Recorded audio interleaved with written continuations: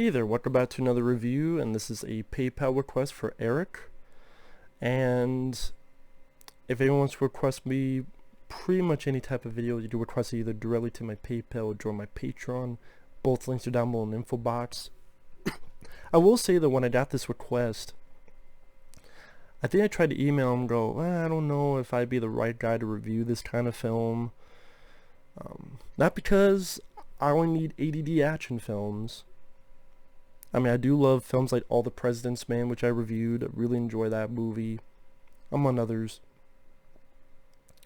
But The Day of the Jackal, like, just based on the plot, based on the running time, I just didn't think this would be my cup of tea. And it's kind of the case where it's not a bad film, wherein it's not badly directed.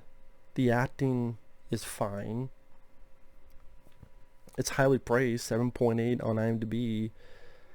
It just not really my cup of tea because I just found it rather slow and tedious.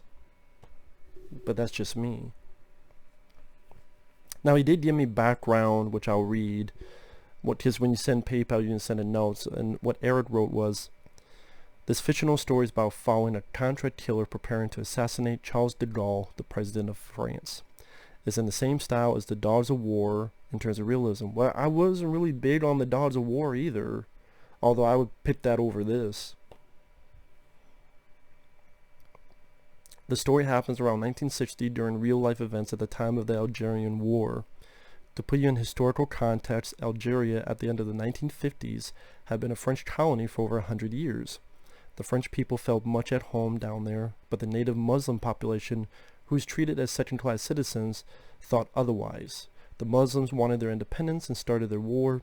At the time when de Gaulle came to power, he promised to keep Algeria as French possession, but changed his mind after his election. The Algerian French people felt betrayed and decided to uprise in order to keep Algeria French at all cost.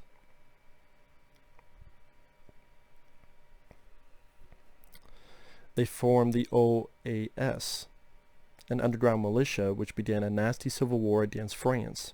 The intention was to topple down the French government in order to have it replaced with another one favorable to their cause. The movie starts off from an historical event when the OAS attempted to machine gun de Gaulle in his presidential car. The rest of the movie is fiction. So pretty much the president said, hey, we're going to do this, and then, nope, sorry, changed my mind, go fuck yourself. And they didn't like that, and they went, go fuck yourself, we're going to kill your ass. We want someone who believes in our shit.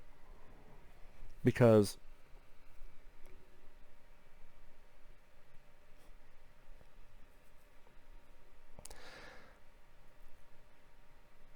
the Muslims said, hey, we want to be independent, fuck all these guys. Is that, no, you'll still be with France. Nah, never mind, I want them to be independent. Bullshit.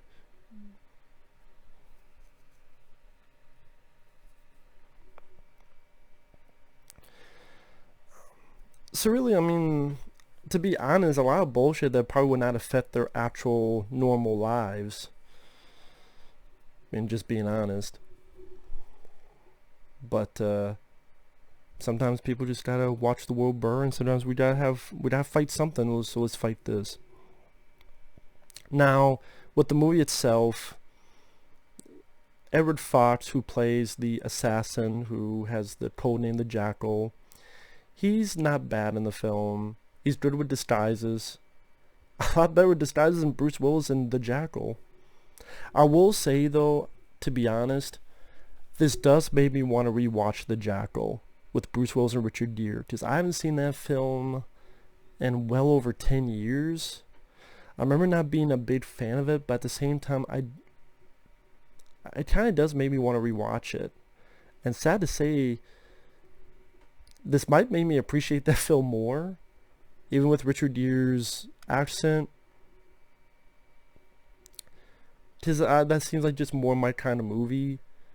And I do remember liking Richard Gere despite the accent, but to be honest, I thought the accent was fine, but I know a lot of people said, no, it's really bad. I'm like, oh, okay, because I don't know how that goes.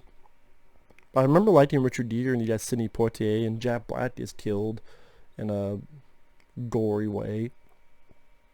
So that was fun. So yeah, that's really what this film did at the end of the day. It made me want to go rewatch The Jackal. Maybe I will sometime when I get time to do it. Because with here, it's very much preparation of his plan to kill Charles de Gaulle, the president of France, getting weapons. Interesting idea that the weapon will be part of these crutches. He'll pretend to be an amputee. And it's this like small rifle, and he has different bullets, one an explosive kind. This forger he gets documents from tries to blackmail him, so he kills him.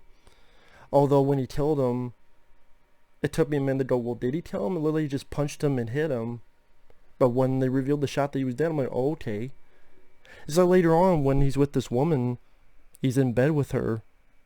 He has his hand here, but she kind of touches here, and then she flops. And then it wasn't until later I find out that he strangled her. I mean, well, wait a minute. If you didn't strangle, wouldn't you be like moving around like this? But the girl doesn't do that. And can you strangle someone in 10 seconds? Because he's kissing her on the bed. Again, has the hand like here. She does this, and then she flops. I'm like, well, did he break her neck, but they didn't have the sound effect of a neck break? So again, it made me confused for a minute or two. Did he kill her? I guess he did. Okay, why didn't she struggle? Why? I don't fucking know. Maybe she gave up. But it's his preparations, getting from point A to B to C. Then you have the policeman involved, and it's not the rough and tough, go get him, not playing by the rules type of guy. Yes, I know this is a cliche. This guy instead, when he gets to a job, he's like, oh God. Like, he doesn't want to do it. It's a movie that's trying to use its wit and smarts more than action explosions. I get that. Granted, there are movies of that capacity and nature that I can enjoy. But at the same time, is that my cup of tea? To be honest, no.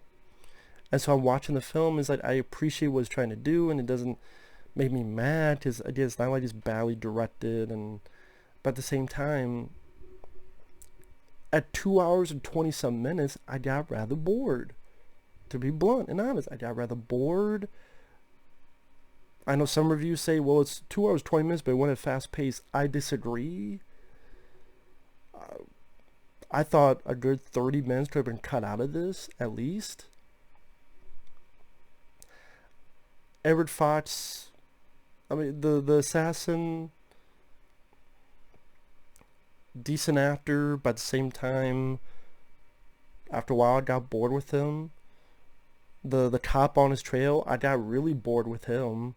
I get what they were doing with the character. I get that they didn't want to go with the cliche. I understand that. But I was just bored with that character. And just really bored with the movie. They purpose them investigating,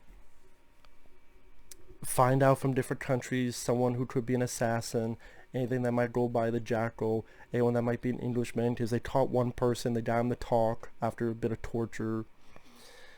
Then go from A to B to C, investigation, find some dead bodies, get to the finale.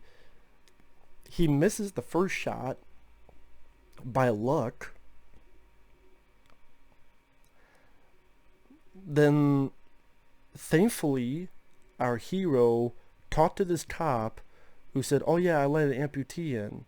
And by that coincidence that he talked to that specific cop and went all the way up and got there specifically the right time, and then when he shoots the bad guy, for some reason the bad guy, like, he flies back, literally.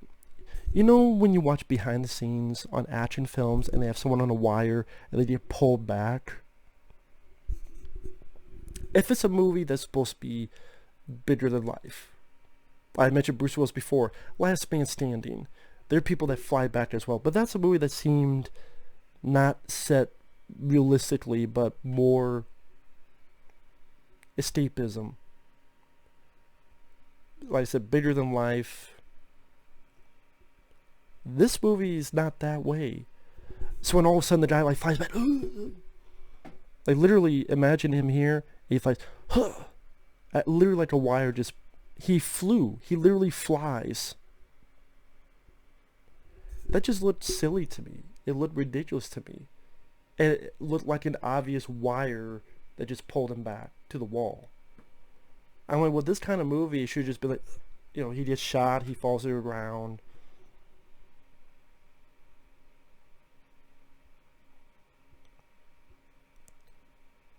I swear he used like a machine gun, but I didn't see any blood.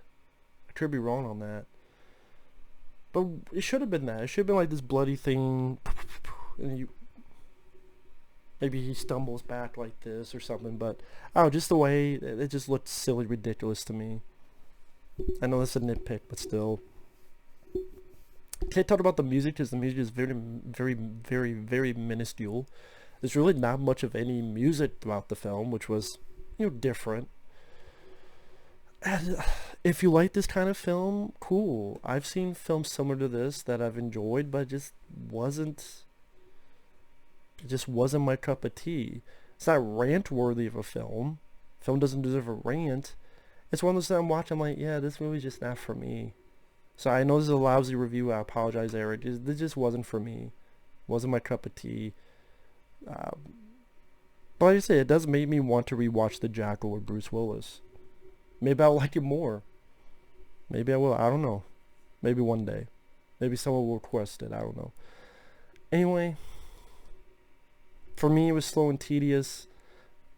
That's very rare. That's cool. If you disagree, that's fine. I'm sure I'll be called an idiot because I didn't like it. Oh well. Not gonna fucking lie and say, I loved it. 10 out of 10. What did you like about it? Exactly. So, that's just me. And that's what I'm going to give my honest opinion. So with that said, thanks for watching. Take care. We'll see you guys later. Bye-bye.